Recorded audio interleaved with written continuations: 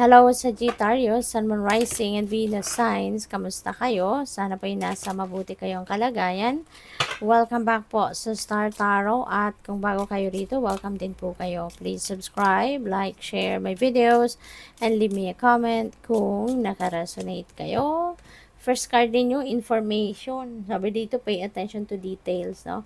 Kasi po pwede na meron dito mga paparating sa inyo ng mga importanteng impormasyon na po pwedeng kailangan ninyo, no? Sa mga decision making na gagawin ninyo.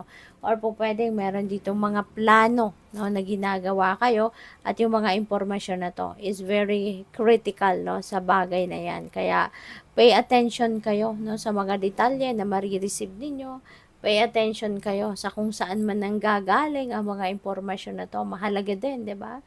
Na aware ka, no, na legit, 'di ba, yung impormasyon na to na makukuha mo. So, we also have joy. Enjoy the little things. Okay?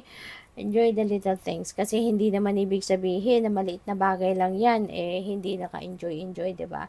Kaya this is a reminder sa iyo, no? Na you've got to enjoy the little things as well. Kasi little things are just the same as big things, diba? They are all blessings. Kaya parehas lang dapat ang tingin natin sa mga bagay na yan. Yung pag-appreciate natin sa mga nangyayari, maliit man o malaki, should be treated the same way, no? So, we have zoom in. The answer is there if you look closer, 'di ba? Kaya lang minsan, 'di ba, ang nagiging tendency, ang natitignan lang natin, no, yung malaki, yung nasa yung kahit yung sa malayo, 'di ba? Kasi kahit malayo, pero dahil malaki, kitang-kita agad natin. At hindi na natin napapansin yung mga teeny tiny details or teeny tiny things na naga-unfold, ano, sa harap natin. So, kaya kailangan i-zoom in, 'di ba? Para makita mo yung kahit maliit, kahit anong maliit na bagay na nandiyan sa harap mo. So, we have epiphany, cycles repeat until the lesson is learned. That's very true. Lalo-lalo na karmic cycle 'yan, 'di ba? So, kung ano man itong sitwasyon mo, siguro sa ngayon, you will receive that epiphany. No, makaka-receive ka ng epiphany at that is going to enlighten you. Okay? At maaaring ma-address mo na sa ngayon. Kung ano man itong paulit-ulit, ano? Paulit-ulit na cycle, kumbaga sa buhay mo, matututunan mo din, no? Yung lesson dyan. Okay? Kapag natutunan mo na yung lesson na dapat mong matutunan from that situation, yun na, mapuputol na yung karmic cycle na yan. Okay? At hindi na muling mababalik, no? Kung ano man ang mga pangyayaring yan or sitwasyon na yan. Okay? So, maraming salamat, no, for subscribing. At kung hindi pa kayo nakakapag-subscribe, subscribe na po kayo. At maraming salamat din for not skipping the ads kasi malaking bagay po yan sa akin. So, next message ninyo, balance. Okay? So, maaari na kailangan ninyong i-balance ngayon ang buhay mo. Ano? Baka maraming bagay ang hindi mo napapansin.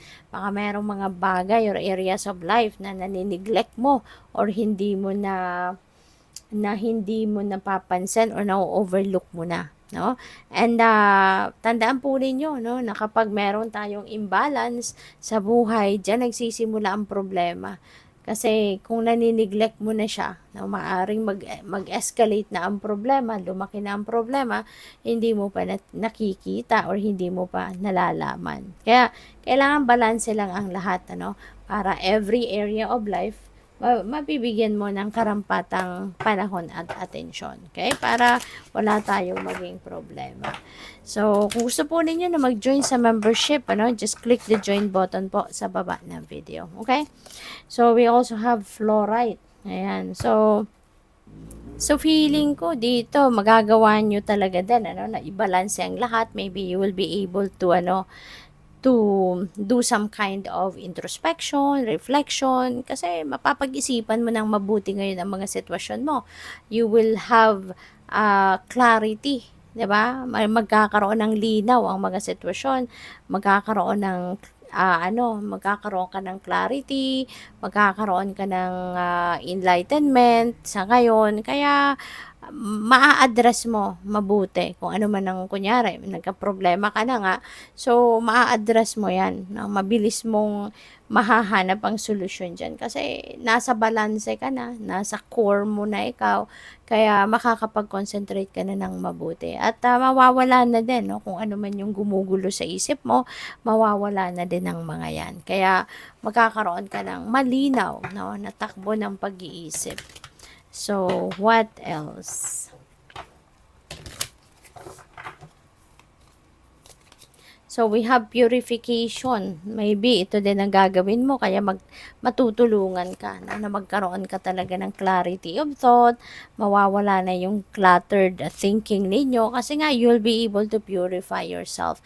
You're going to detoxify and purify yourself, your energy field, 'di ba? Kaya magkakaroon ka din ng kalinawan, no, sa inyong isipan, so which is really good.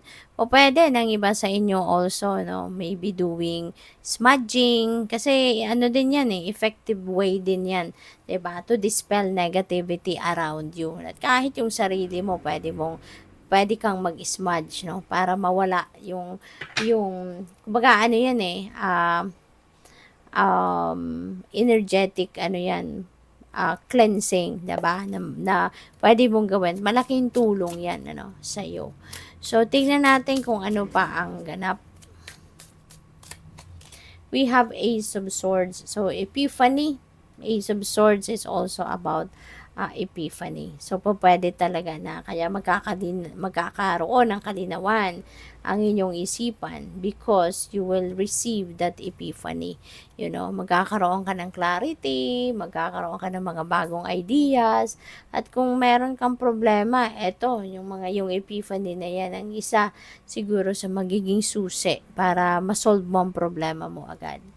We have the Eight of Pentacles, sipag at tiyaga dito ang ginagawa ni Sag. Napakasipag mo, 'di ba? Napakatiyaga mo, you're very diligent.